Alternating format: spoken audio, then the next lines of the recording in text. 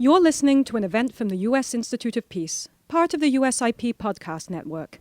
For more information about our work around the world, visit usip.org and check us out on social media.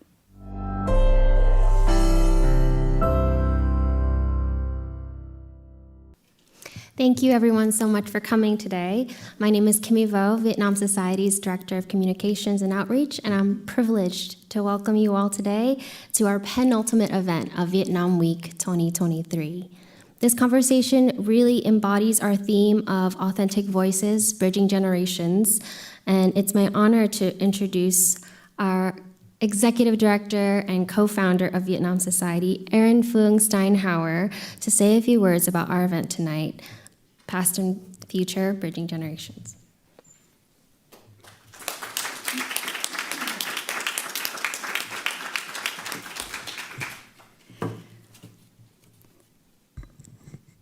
Distinguished guests, esteemed panelists and friends, welcome to this momentous gathering, co-hosted by the U.S. Institute of Peace and Vietnam Society, an evening that embodies the spirit of dialogue, reflection, and reconciliation. We have come together under the roof of the U.S. Institute of Peace to embark upon a journey of understanding, compassion, and healing. Tonight, we unite the voices of the past and the present, aiming to eliminate the shared histories and complex narratives that have shaped the Vietnamese American and Vietnamese national experiences. Our purpose of tonight is twofold. It is to honor the past and the toll that the Vietnam War extracted on individuals, families, lands, environment, and communities. At the same time, we gather to acknowledge the progress that has been made since the end of the war, recognizing the resilience, unity, and tireless efforts that were put in to rebuild and forge ahead. This event is the opening chord of symphony of conversations on reconciliation, and introduce a series of discussions that seek to bridge divides, illuminate perspectives, and heal generational wounds. Through these authentic conversations, we hope to empower all of our participants here, as well as watching online, to be part of the solution for identifying pathways forward towards a united and stronger global Vietnamese community. Thank you very much for coming tonight, and please enjoy our event.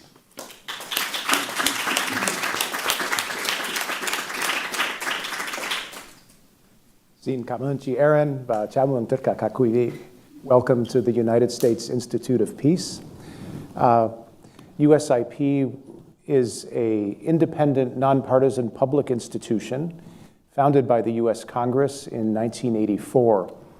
And the formation of the Institute was due in large part to the efforts of U.S. veterans from World War II, Korea, and the Vietnam War, who wanted to put peace building into the center of U.S.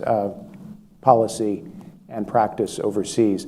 So USIP works to prevent, mitigate, and resolve violent conflicts around the world.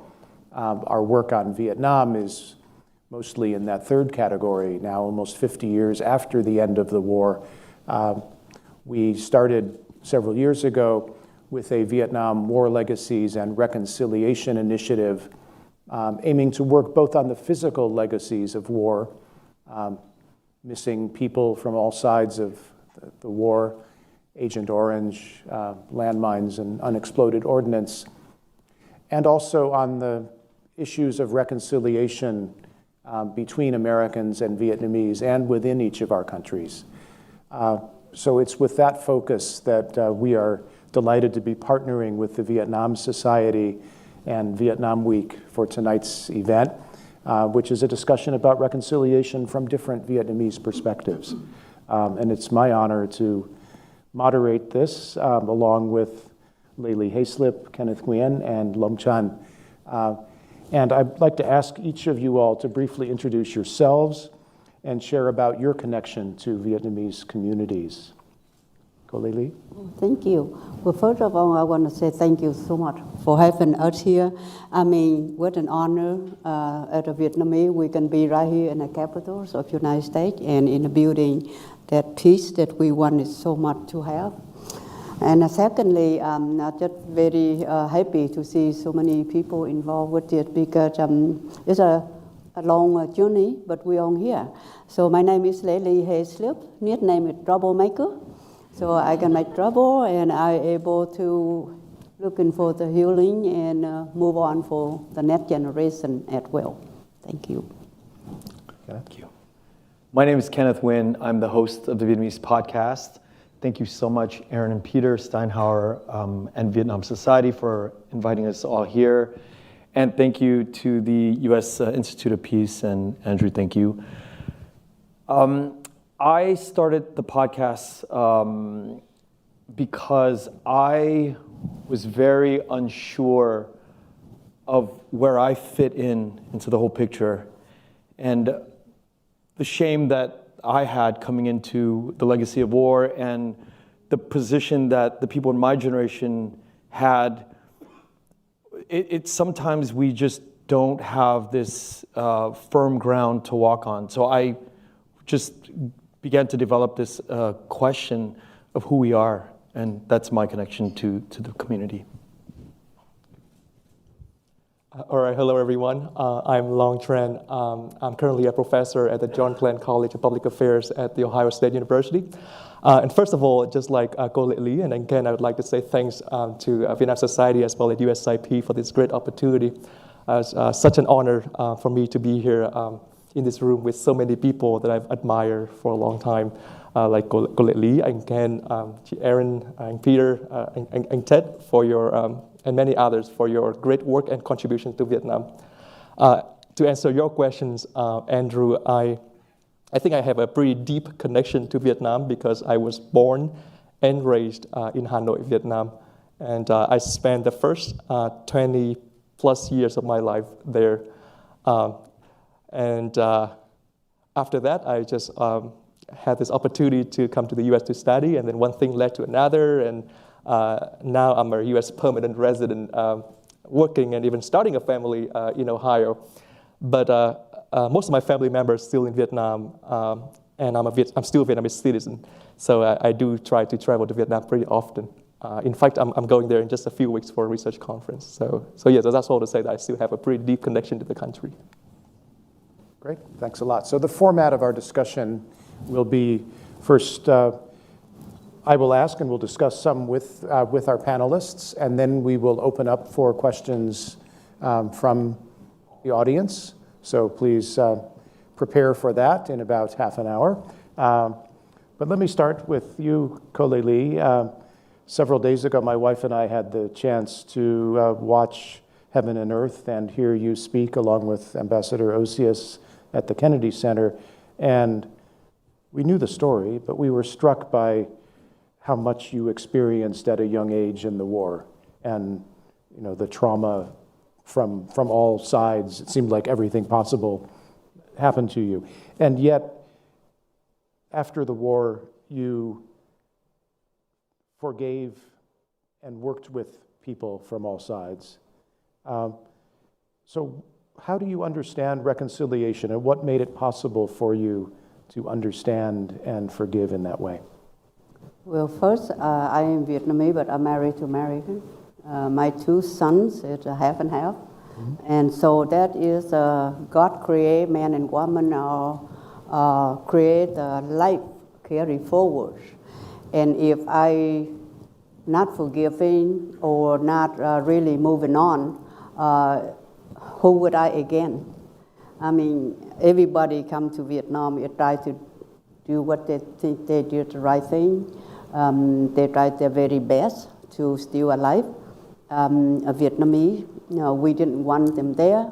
If they would ask us, we want them there or not, we would say, no, go home with your family and leave us alone. But nobody asked, so therefore, we just live with it and we get along with everybody so that we can have another day of life and a bowl of rice.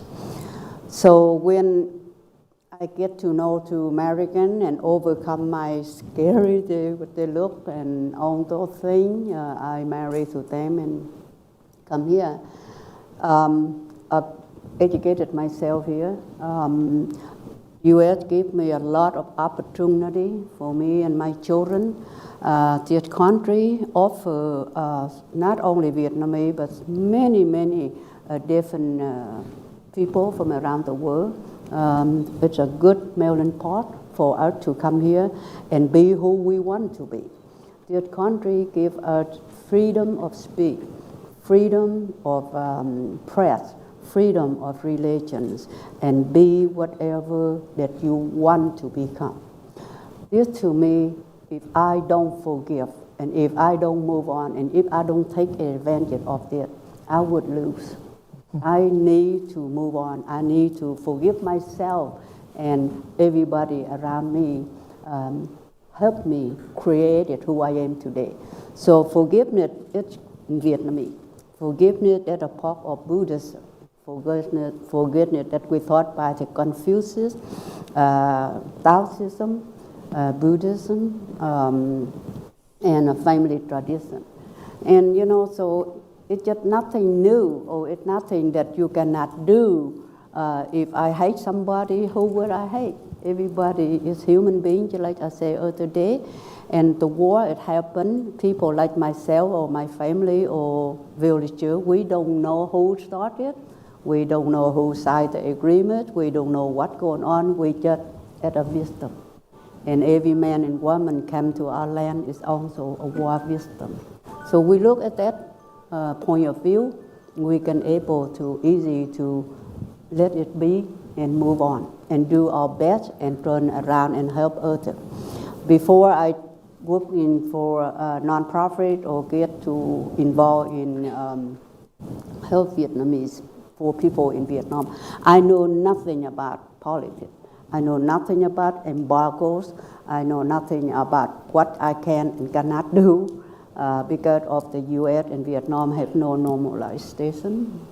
But when I started to apply the visa or apply the paperwork and apply the right paperwork to carry the money from the U.S. to work in Vietnam back in 1989, that is when I learned about we have to reconcile.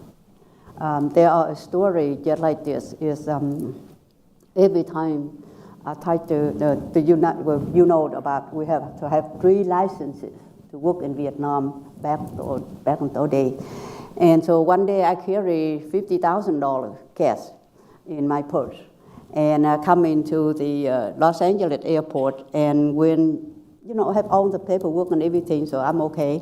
But then when you have one foot on the ground, another foot in the airplane, that is when I've been stopped by the security. And first question is, where are you going? I said, Vietnam. You take any money with you? Yes. How much? It's 50,000. And she just froze. She said, you cannot take this money to the communist country. And this money have to be here in the United States. And then I reached in my purse and I gave her all the licenses that I had from State Department, from Commerce Department, and Foreign Affairs Office, all of those things. And then she just so happy. She stand up and she said, this woman do a right thing. She legal. The first woman, first person legal.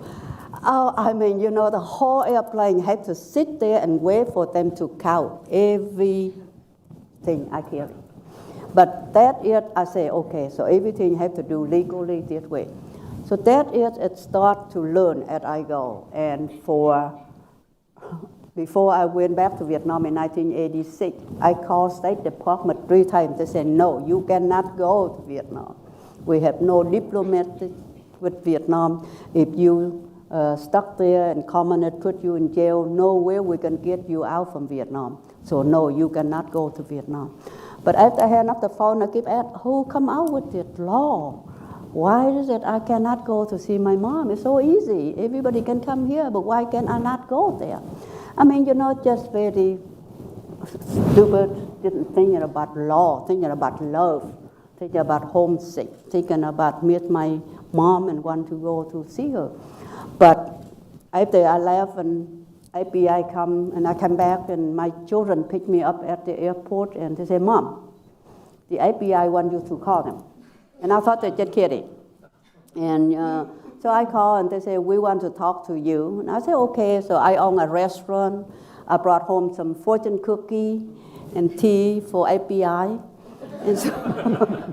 And so we had tea and cookie and we talked. And so again, 3 questions. Where you been? Vietnam. Why? Why not Vietnam? Who do you see there? My mom, my sisters. And I don't dare to say I have a brother. And I told him, oh, I want to go back to help Vietnamese people because they are so poor and they need help. And he just said, oh, if you want to go and help Vietnamese people, we can help you. You had no idea how happy I was. And he just said, yeah, we can help you. 2 of them, very handsome, young, and good looking.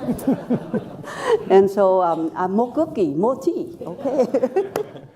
And so he said, okay, we help you to go to Vietnam, but you have to bring up something, bring back something for us. And I thought, okay, love letter. I thought first thing is love letter from between man and woman, you know. And okay, oh yeah, I do anything. And so first, if you bring back for us and tell us what the country is like today and how the communists run the country. That's 1.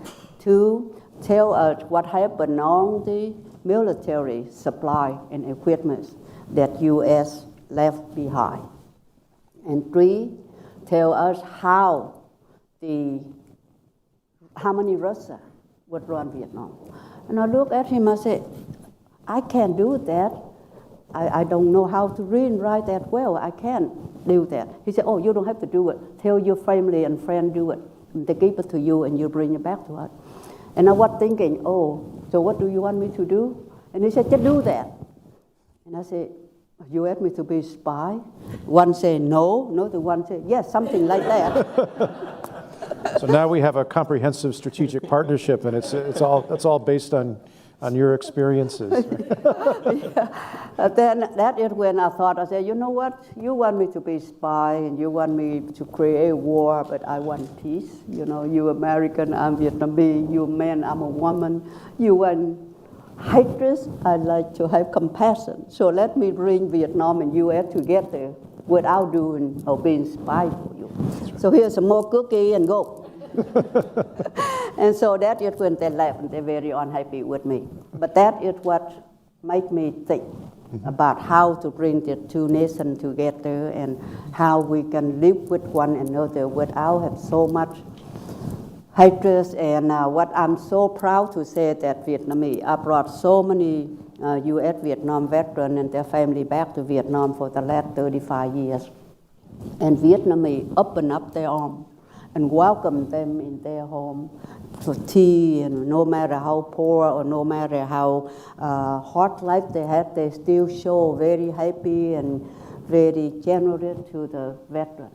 And the veteran, on the other way hand, are just so surprised. How can these people forgive us? How can these people not have any against us? I mean, all this, it makes me very proud to be Vietnamese and very proud what we try to build the road and the path so people can walk on it so that can connection between 2 countries. Great. Let me turn to Lam. You grew up in Vietnam at a time that these changes were happening and the country was opening and starting to have relations with the U.S. How have your perceptions changed over time now that you're in the U.S., both of Vietnam and this country? Yeah, it's an interesting question, Andrew. So I guess as someone who spent the first 20 plus years of my life in Vietnam, and then the most recent 10 years here in the U.S., I think my perceptions of both Vietnam and the U.S. have evolved quite a lot. Back when I was in Vietnam, well, I definitely thought of Vietnam, obviously, as my homeland. And I think I kind of thought of the U.S. as this faraway dreamland at the time. Mm-hmm. So tied to what Cô Ly just shared. When I grew up in the 90s and the 2000s, the war already seemed like such a distant past. And almost everyone around me talked about the US with such excitement and admiration sometimes, and without any resentment. And it was not just my family, it was really almost everyone around me, which kind of makes sense because I later learned through a survey that people in Vietnam, they turn out to have the most favorable view of the US among almost any other countries. I'm not sure if there are any other countries out there where a lot of people seem to love President Trump and President Obama like equally.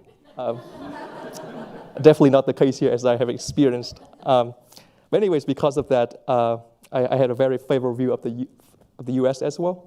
And then I was just really lucky to be offered a full scholarship to be able to come to the US to do my master's. And then I was just really lucky again and again to receive a PhD offer, and then eventually a job offer for a faculty position at Ohio State, where I'm working these days. And Ohio has given me not just a really good job, but also a new family, because I was lucky to meet my wife soon after I moved to Ohio. And I think my wife, Paige, she's a really good example, actually, of U.S.-Vietnam reconciliation, because she's an Ohio girl who knew almost nothing about Vietnam except for some horrible stories about the Vietnam War. But then after she met me, she has come to learn a lot and to love so much about Vietnam. So she loves traveling to Vietnam. She loves my family in Vietnam.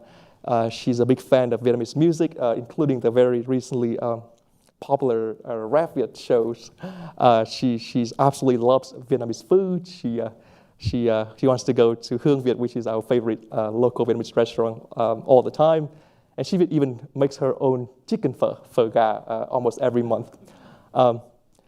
So I guess because of all of that, these days I kind of see the U.S. and Vietnam as both kind of home-ish. And I guess I had to say ish because although I love both countries, as an immigrant who has been here for 10 years, I think I've changed enough that I can no longer feel truly at home, whether I'm in Vietnam or the U.S. But having said that, I think it's okay and it's normal. It's a case for many immigrants, I think, especially first-gen immigrants. But yeah, that's kind of a story of how my perceptions of the two countries have, I guess, evolved over time. Thanks. So Kenneth, you work in media. You have a podcast that gives you the opportunity to interview many people and learn about their identity, like one recently with Erin Steinhauer from Vietnam Society. How has that helped your own identity to grow and change? And how is that connected with the Vietnamese community in the U.S.? You know, I was born in Pennsylvania, and growing up, I always had this narrative that Vietnam is bad, or the government's bad, and the people, the Vietnamese American first generation, is good. And I just continued that narrative, right? That programming kept going. And then I joined the Marine Corps in 1993. I served in the Marines for 4 years, and when I got out, I realized the narratives inside the military just didn't sit well with me as well. And so I started to question, so I got to USC, studied anthropology and film. I started to question my position. Do I sit on the side of my parents, or do I sit on the side of this emerging homeland? And I still couldn't figure it out. But I started to think about my grandfather who was killed by the Viet Minh. And we had 4 or 5 my dad's cousins and brothers did time in the re-education camp. My father was also in the military. But why am I not feeling the emotions that these people are feeling? Why do I not feel the hatred and the anger towards the people who did this to? And I thought about my time in the military. There are no black and white answers. And so I started to figure out that maybe there's no black and white narratives in the Vietnamese community. So let's start with just one person at a time and getting to know people at a time. So my base is in the film business, in the Vietnamese film business.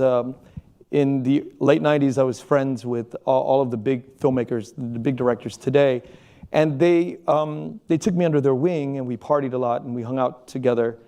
And I got a glimpse of how writers, directors, actors in the Vietnamese space lived. So they let me in and tell stories, and they're such good storytellers, obviously. And I thought to myself, one day I'm going to write biographies for all the directors. In Vietnam? In the U.S. At USC, UCLA, right, and Loyola Marymount, the three big universities that produce these filmmakers. And I said, I'm friends with all of them, I'm going to write their biographies one day. And that was just in the back of my mind. I'm so curious about how these visions of these artists become. So I said to myself, one day when I'm able to record this, I'm going to record it. And then podcasting emerged. And I said, I will start within the film community because they're storytellers. So I started there and then branched out slowly. And everybody started to make introductions for me. And that's how I got started with getting to know the Vietnamese stories throughout the world. And how does the podcast then bring out stories of trauma and healing, and how do you see that changing since you started? Some people cannot let go. Some people, and young people too, I'm talking in their 20s and 30s, some people cannot let go. And some older people in their 80s have never had pain. It's really contextual. And I think everybody's different. And so I've no longer held on to this belief that the older generation needs to die off, or the younger generation is going to step up and change the world.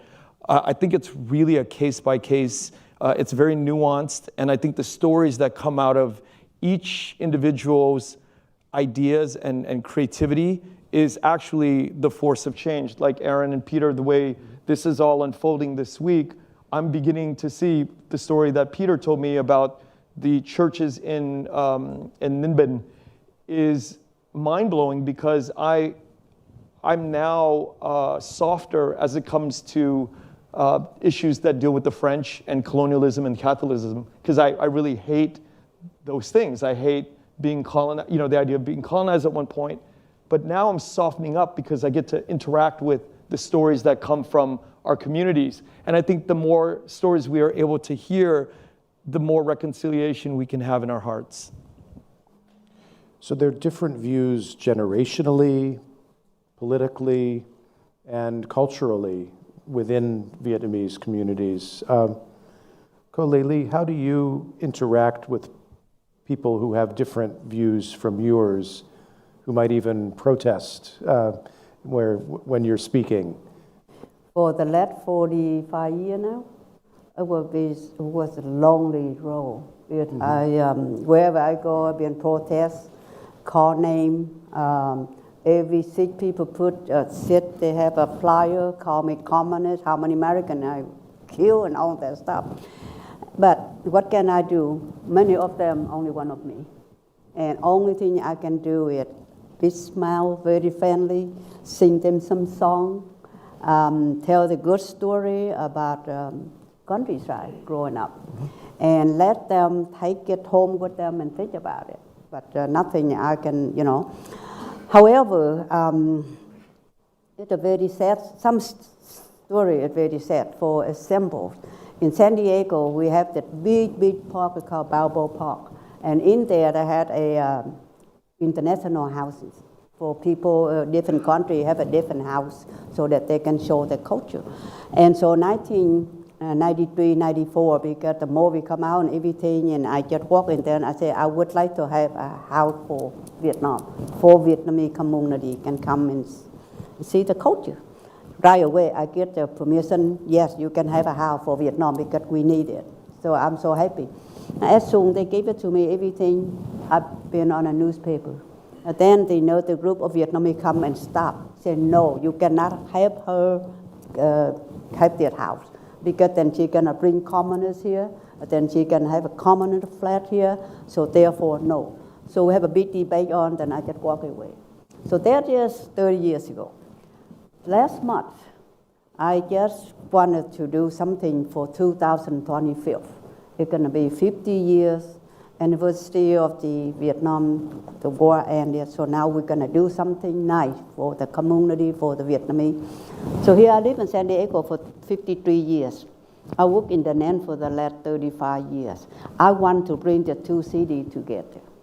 And so first I want the University of San Diego and Da Nang University to get to working together. Then the Post in San Diego Post and Da Nang Post, it should be also a friendship. Then we're going to have a friendship, relationship, then we're going to have a sister city 3-5 years from now. So I signed up a young Vietnamese named Dang, who helped me and who organized all this call and meeting and get everything going. And then about 2 weeks ago, and he called and he said, "Cô ơi, I cannot talk to you anymore, I cannot see you anymore, and I cannot help you anymore because the community tell me that I am communist now, and they don't want me to get involved with you or anything to do with Vietnam." And so they come to my boss, and they tell my boss that now I am communist. And my boss called me up and asked me, did I want a job? I want to live here in San Diego, or I want to go with Ly Hayslip. And now he said, I cannot talk to you, I cannot see you because I want my job and I want to live here in San Diego. You're talking about here in 1966. That is how I remember, it's how it was like. Now, here I am, 53 years, live in San Diego, 2023. And yet, it's still same. Back in 1966 in my village, back in those days, they have a word they call the Tố Cộng, and now it's called Chống Cộng, it's the same thing. But so everywhere I go this year, twice, my lecture, it's been protest and been, still have a lot of the hatred and carry around. So I am only say that everybody have their own mission to do. Everyone has their own path to walk on. And how they walk it up to them. I just only ask, leave me alone so I can do my work. So I can work on my mission and I do whatever that I need to do while I'm on this earth. I don't bother them and they don't bother me, and just that's all I'm asking. And if they can give me that, I will be happy to do more for the community and for the two countries. Well, how does that look from your perspective in Ohio? Do you see Vietnamese nationals and Vietnamese Americans working together? Does the community have a shared understanding and vision? I would say not so much in Ohio as I can see, mainly because we don't really have a large Vietnamese community in Ohio in the first place. But yeah, I could really relate to what Cô Ly just said just now. I think it's very important, but also really challenging. And I think that the answer might also vary a lot by individuals, like and Ken hinted at. I feel like for a lot of people, the main challenge is just a lack of opportunities for interactions and for mutual learning. And I think this applies a lot to places, again, without a large Vietnamese community like Ohio, where I'm working at. So for many people, I think just having more opportunities for more interactions and learning would make a big difference. So for the Vietnamese national side, then so many Vietnamese students, including myself, have had the privilege of coming here and studying here in the U.S. and through the process, so many ties have been created. And I'm sure the same story applies to the Vietnamese American side as well. Actually, for example, anh Hồng Phong, a good friend of mine in the DMV area, recently told me about this amazing summer camp that allowed one of his daughters to, along with hundreds of other young adults with Vietnamese origins from all over the world to come to Vietnam and to visit Vietnam and to interact with Vietnamese people and to reconnect with the heritage. And I think that's a great example of how to connect people. Having said that, I would also say that it's not always that easy. I think for many people, especially those who have been directly hurt in some way by the war, the process of healing and reconciliation and collaboration could be a lot more challenging. I think it's not easy at all to be someone like Colette Ly, who managed to overcome her personal pain and losses and managed to contribute so much to reconciliation through her novels, as well as through her humanitarian work. So I mean, if someone could learn from Colette Ly and see her as a good example, then that's wonderful.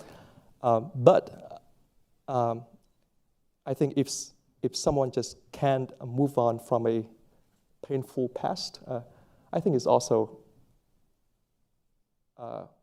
okay for us to try to understand and to respect their decision, as long as they don't do anything to hurt other people's efforts to heal and to reconcile.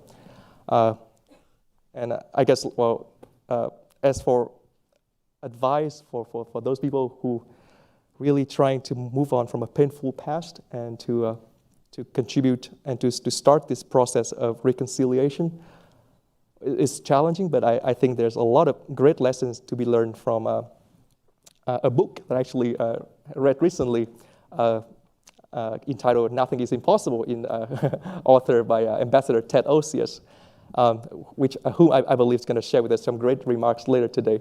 But I myself, for example, learned so much from that book. For example, in terms of how much work, how much patience, how much empathy it takes for really former enemies to rebuild their relationship, to regain trust. So some of my thoughts on this very challenging topic. Thank you. So my last question is for Kenneth, and that's, our theme here is bridging the past and the future. And how do you see young people in the Vietnamese diaspora and in Vietnam making that bridge?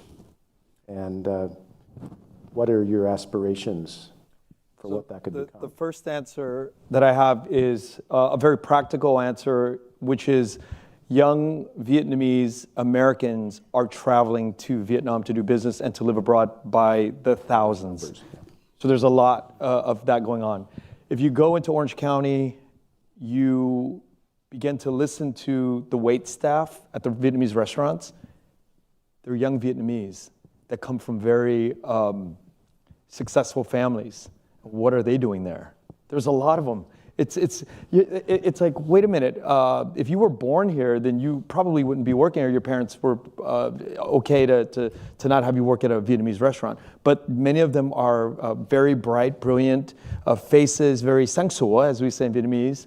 And you're like, oh, so they're coming from Vietnam as students and these are part-time jobs that they have. So there's a lot of them. There's thousands and thousands of them on a practical level that are here. So I think that exchange is happening on a very practical, and it's changing the fabric of Vietnamese Americans in Vietnam, and it's changing. My brother's been in Vietnam for 20 years.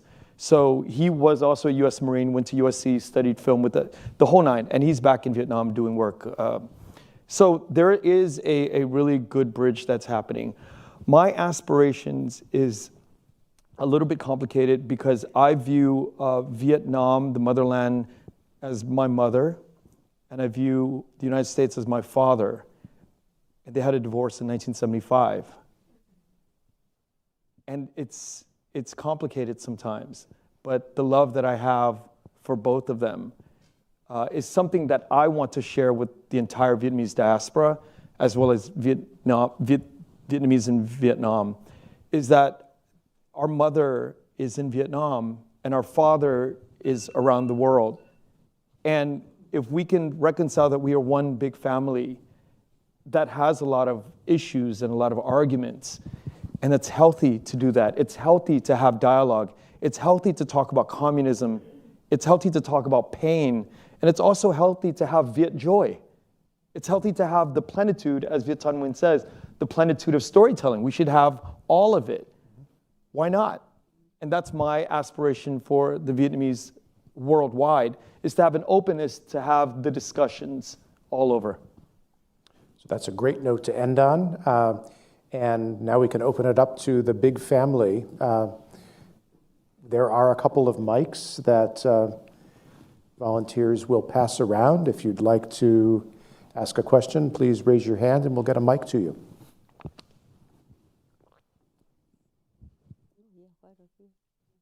Hi, thank you very much. Do I have to identify myself? Please. Dean Rodan, I work on the Hill. I have a question for Dr. Tran. So you mentioned like changes in opinions of people from Vietnam about the U.S., and I was wondering, like in your research, have you been able to identify like causes? You know, like whether it was like, was it education, was it like media exposure? I'd like to hear your thoughts. Thank you. All right, thank you very much for your question. I honestly cannot give you a scientific answer because that's not something I study. But I guess just from my personal experience, then I think it's a function of so many factors that led to Vietnamese people's really favorable view of the U.S. The media definitely play a big role. I remember growing up watching so many Hollywood blockbusters and being fascinated with life in the U.S., which I've become a little bit disillusioned with after I moved to the U.S. is not as exciting as is portrayed by Hollywood, and then there's also this factor that I think Cô Ly explained really well. I think it's also, I would say, part of our DNA to it's kind of I guess this Buddhist influences that led a lot of Vietnamese people more easily towards the side of forgiveness and reconciliation. I know that there's also other factors like earlier I mentioned this idea of admiration. So I think a lot of people in Vietnam just see the U.S. for a long time as like always the front runner when it comes to so many things, to all of the exciting innovations, economic development, and so on. So there are a lot of reasons for people to admire the U.S. And I can go on and on, but I guess my point is that there's so many factors there. So my name is Châu Nguyen. I grew up in this area, this community. So on the concept of reconciliation, Ken, thank you for your story. Mine kind of mimicked yours pretty much. So I think within the community itself, within the Vietnamese community in Vietnam and here, there is a lack of a national reconciliation movement within ourselves. Can we forgive ourselves? Can the leadership actually stand up and say, I effed up, policy screwed up, but can we move on?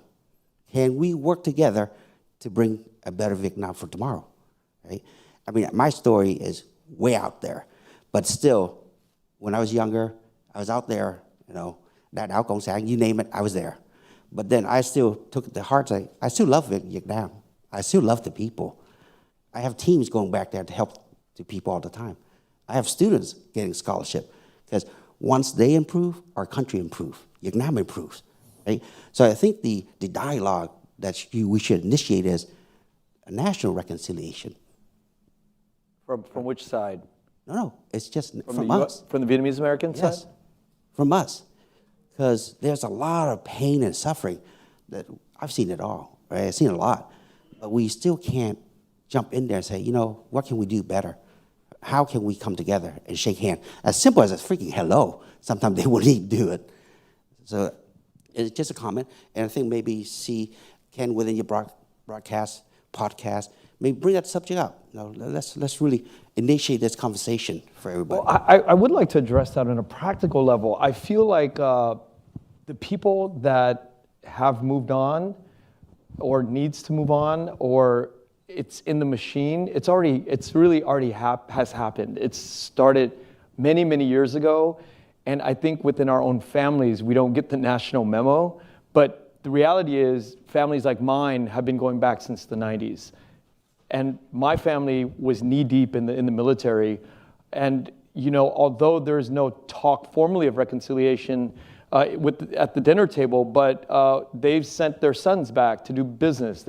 So there's thousands of us that have been going back. So the idea of reconciliation has happened on a very practical level, and it's almost, they've moved on. In reality, they've moved on. They don't question, and they're very supportive of the work that we do. And many other families that I know that had parents that are like that, at the upper levels, all fine with it. So I feel like it really has, the engine has started 20 years ago as people like have been going back for a long time now. Hello, my name is Tybin Elston. I work for the Foreign Policy Research Institute. My question is for anyone on the panel. How do we know when we're reconciled? Is that like a magic number or a goal that we're shooting for? Or is it kind of an endless process that, generation after generation we're going to have to strive for? Thank you.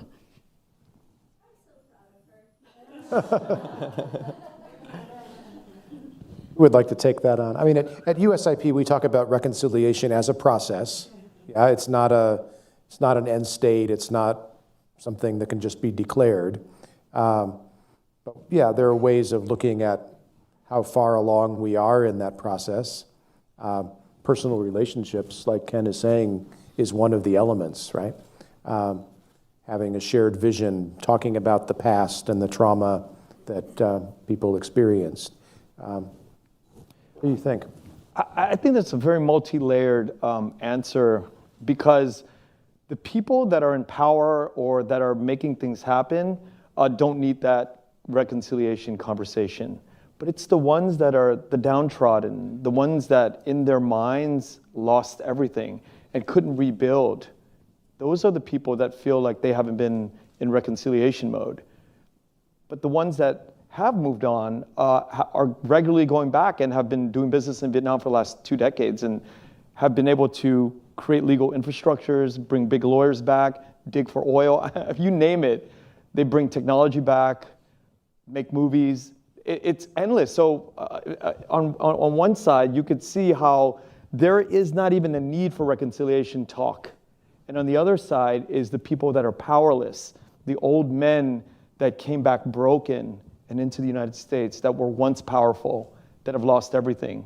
Their social construct comes from a completely different place. And that's what we're experiencing, I think, at home at the dinner table. All of this anger, it's really the powerless. But the men who have moved on and were able to switch their mindset, and there are many of them that came from, officers of the war that came here and became, went to Berkeley within 4 years after arriving. There's many stories like that of them not even thinking about the word reconciliation. They've already moved on once they got into a big university or Ivy League as a 35, 40-year-old man, or went to medical school right after. There's a lot of stories of that. So it just depends where in the social strata you belong. Kole Lee, what do you think? Where are we in the process of reconciliation? Yeah, you ever see your daddy and mommy fight?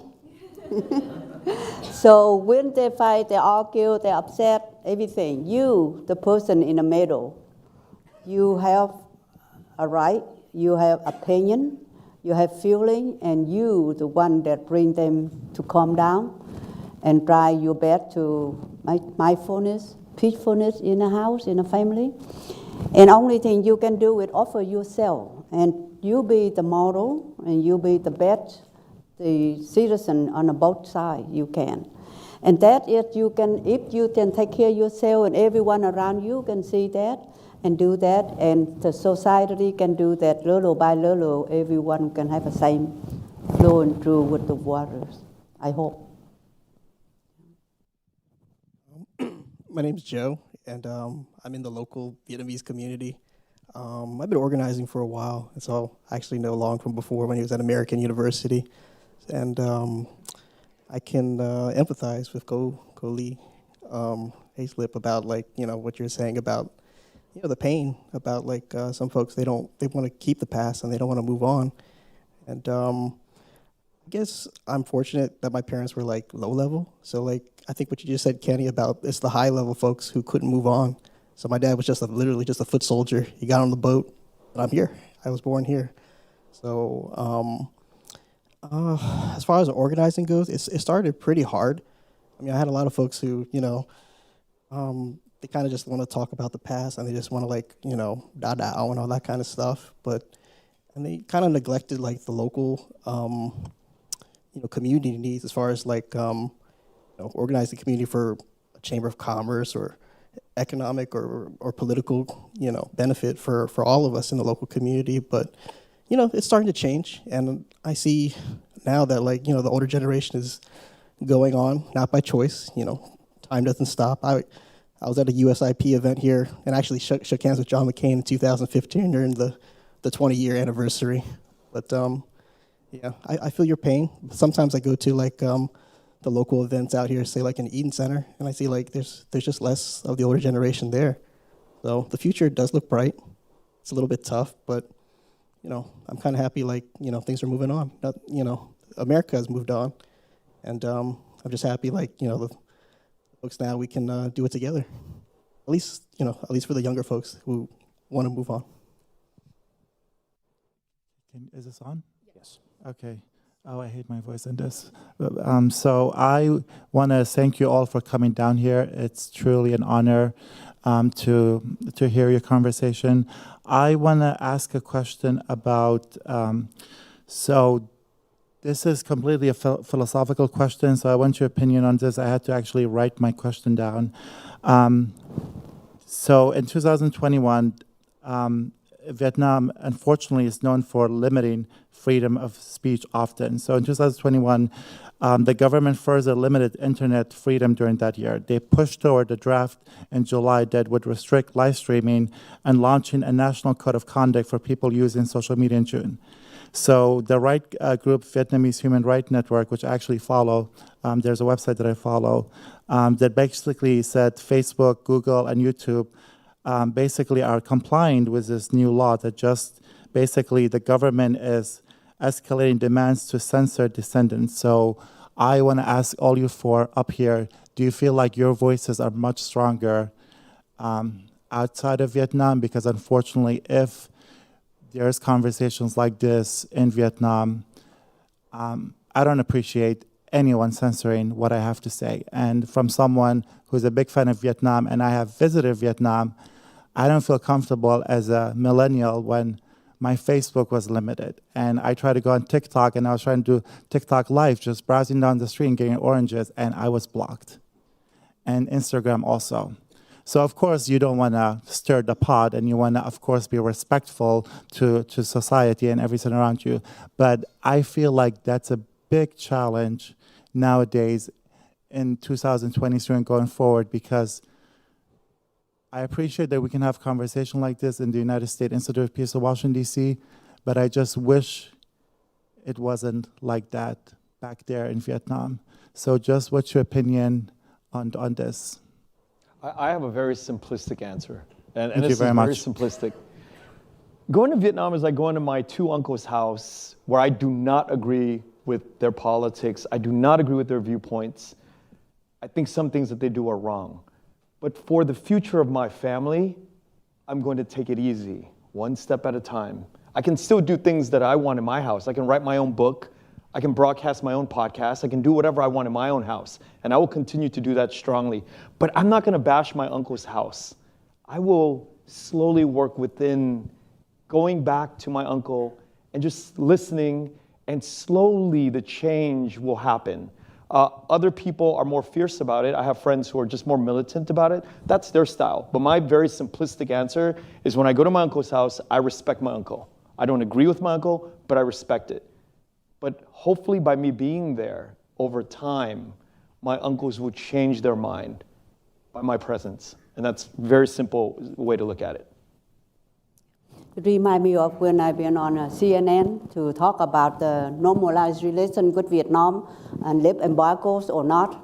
And one group say, no, we won't do that unless we have human rights. Myself, I am in humanitarian rights. I don't understand about human rights too much, but I understand that if people die, I come and bowl with noodle. If they're sick, they need medicines, I'm able to help them. That is what is all about this life on this earth. And therefore, if, just like Ken say, we cannot tell other people what to do. That is what politician does. That is what people like ambassador does. Our job is to do what is to help others the best that we can, and let them be who they are. We can't change them unless they have to change themselves. If we cannot change over here, how can we change there? So, if I may, there are a lot of conversations going on in Vietnam all the time about every issue, right? People are very interested and involved in politics and society. It's not all public. But in one sense, the fact that authorities feel that they need to take steps to limit it shows how far it's gone, and what the potential is for that conversation to continue. So. I'd like to add 2 more points. I recently discovered a guest that I had on the podcast, and she said it in the 90s, in 94. She worked for the Canadian government, was sent back, a delegation was sent back from Canada to figure out how to create a capitalist system for the communist government. The communists welcomed them in 1994 to figure out how capitalism can play side by side with the communist system. That is happening in 94, and we're not even aware that that's happening. So these changes are happening inside. Another prime example is Fulbright University. Fulbright University, they sent the delegation also I'm not sure how many years ago, but maybe 10 years ago, to the East Coast, to the Ivy League schools. And they toured around and they figured, how can we introduce academic freedom without disrupting too much the society? So Fulbright sits inside of Saigon as an academic freedom place, so where it can create. But these changes are so slow that we're not going to see it right away. So these things are being worked on when we're not seeing it. So I think be rest assured, Vietnam wants to catch up and be part of the world game, but it's going to take them their own way without completely disrupting society. So they still have to find their balance. So my uncle's house is my uncle's house, and I will allow my uncle to do his business, and I'll do my business here in the U.S. Time for one more. The very back. Well, 2 more. We can take 2 more. Hello, thank you. It's really informative hearing you all's perspectives. I work for Peace Corps, and Peace Corps just recently opened our post in Vietnam. And I wanted to know, what role can individuals that might not have an extensive understanding of Vietnam and American history, how can we contribute to reconciliation, especially working in remote areas in Vietnam? Thanks. We pass that to Lum first. Sure. Well, first, thank you very much for your interest in serving for Peace Corps, especially in Vietnam. I think it's very simple. Just going there, doing your job, showing the people that you're really there to help, and with many individuals like you, the process of reconciliation will just accelerate. So. Thanks. And in the very back. Hello. So a bit of thank you. First of all, thank you for all of the introductions and discussion on the past and future and the reconciliation of Vietnam. Very grateful for that. A little bit of introduction to my background. I'm Phú Hiển. I'm currently a fellow of YCLE exchange program funded by State Department. So I'm currently staying here working with one government agencies of Washington for 1 month. And I'm also currently a student of Fulbright University in Vietnam for the Master of Public Policy. So there's a lot of discussions in Vietnam that I can participate in and hear of about the relationship between Vietnam and US. And like you said, it's very active. It may be not official, but people are free to discuss on a lot of subjects. And people in Vietnam, they care a lot about the relationship, the image of Vietnam in international politics. Sometimes, like for example, alumni of Fulbright, they can be everywhere. They are involved in politics. The previous Prime Minister and President of Vietnam are Fulbright alumni, but no one knows about that. So we, as people, Vietnamese, we are practical, but also we are very weak on promoting our image, and we have some fear on pushing out to people what we are. And thus, as a nation, I observe that we are also hesitant to push our image outward. And most of the time, problem between nations arise from misunderstanding, from isolation of information. So, from your point of view, for us, for this generation, new generation, for the future, what we can do to make, for Vietnamese, to make the US understand Vietnam more, and for Vietnamese in American, to make Vietnam understand US more.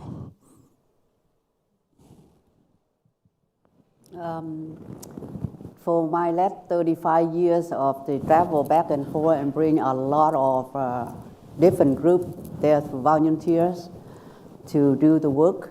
That is one way to get the two culture to understand one another. Remember when young men went to Vietnam back in 1965 to 75, many of them never have a chance to get to know Vietnamese, and or even, have never see Vietnamese really until they maybe after 75. I dated a guy who the war ended in 1975, and I met him like 15 years ago. And he said, I'm the first Vietnamese he see. He never know what it looked like. That is how difficult it was to talking about the how you can learn one another. So the best way is to get the backpack and get a group of people, go to Vietnam. Best as you can, young, old, it doesn't matter. Just go there and enjoy the food. Talk to everybody, be friendly to everyone. They just want you to have a happy face. Show them. You don't have to give them anything. You don't have to do anything, but just be there. You will gain, and you will appreciate their culture, their motherland, and you come back and you tell your friend, you tell your family, and that is how it starts to ball rolling. And I want to add to Go Ly. There's this, I think, underrated idea of soft power, especially in entertainment. So VPOP, VitRap, Vietnam Society here in DC, the Viet Film Festival in Orange County, all of these soft power groups are doing the work overtime, pushing out overtime, communities getting together. And there are people that are creating in Hollywood, Vietnamese Americans, there's hundreds of them creating stories. There are hundreds of them that are acting, producing, directing in Hollywood. And going back to Vietnam, to Dring Nghe, to hand off the work of filmmaking. So the soft power is happening in both directions. So it's just a matter of time, I believe. I agree. I think there's already so much good work going on right now. So I think just a matter of time, and we see some great fruits of our labor. Yeah, it's a good time to be Vietnamese. Yeah. So to conclude tonight's session, we've invited Ambassador Ted Osius, who served in Vietnam several times during his career and practiced bicycle diplomacy and people-to-people outreach, and has written about the history and current state of U.S.-Vietnam relations. Ted, would you like to sum up and offer your own comments on what we've discussed this evening?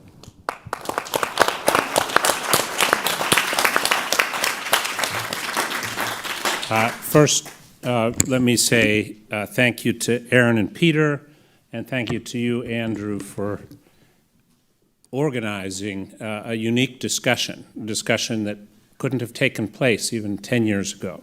And thank you to all three panelists. And I have a little story that I think will help you understand the way I feel about what our panelists just said. Pete Peterson was the first U.S. ambassador to Vietnam. And at one point, somebody kind of clapped him on the back and said, "It's a miracle that we've come so far in our relationship." And he got angry. He said, "It's not a miracle. It's the result of courage and goodwill and commitment on the part of people. It didn't fall from heaven." And I think you're looking at people of courage, goodwill, and commitment who believe that reconciliation, the process of reconciliation, is in the interest of the family. And I talk about the family in a very broad sense. We heard a lot of language from the panelists about family. We heard about divorce, that, mom and dad are divorced and the kids have to deal with both sides, mom and dad being the U.S. and Vietnam, or mom and dad being Vietnamese Americans who are in favor of reconciliation and those who are not, and the very different views that some of them have about reconciliation. We heard from Giáo sư Lom, Em Lom, about the concept of home and how that's sometimes hard for the immigrant. We've, in the past, those of us who've read Ted Nguyen, he writes a lot about the concept of home, and that's not always an easy concept for those who've been displaced. Those who are part of a diaspora. We heard about the plenitude of storytelling, and I am a firm believer that whether it's Ly telling her story or others through film, through art, through music, telling their stories, through literature, telling their stories, that's actually a lot more helpful in some ways than all the data or treatises or anything like that. The storytelling is a very human thing to do, and we as humans are programmed to understand stories and to react positively to stories. We heard from a number of the panelists about the importance of education, and Fulbright, of course, was cited as one of those. I would just note that once as ambassador, I went to Texas, to Houston, and a lot of the people who are part of the Com Dom Người Mỹ Gốc Việt, the Vietnamese community, and Houston had called for me to be recalled from my job. It asked John Kerry to pull me back because they thought, I'm too friendly to the communists. It sounds familiar, Ly, doesn't it? But at the end, I made a kind of a pitch on reconciliation and why I thought reconciliation was better than the alternative. And at the end of this discussion with a pretty critical community, one woman, a person of courage and commitment, stood up and said, "What can we do to help?" And my answer was very simple. If you can contribute to education and to making sure that we learn more about each other, that's the best way to help. It's not political. We heard about respect. This is respect for those who can't move on from a painful past. For some, it's just too difficult. And we got to respect folks where they are, because some people have suffered too much to talk about reconciliation and forgiveness. We heard about forgiveness, especially, there's no greater embodiment of forgiveness than Ly Hayslip, who has been through terrible things, but had chosen the kind of life I want to have. I'm going to forgive. And that is something that I think we can admire and maybe try to emulate. we heard, and this actually, I've thought a lot about reconciliation. I wrote a book about reconciliation, and I thank you for citing it.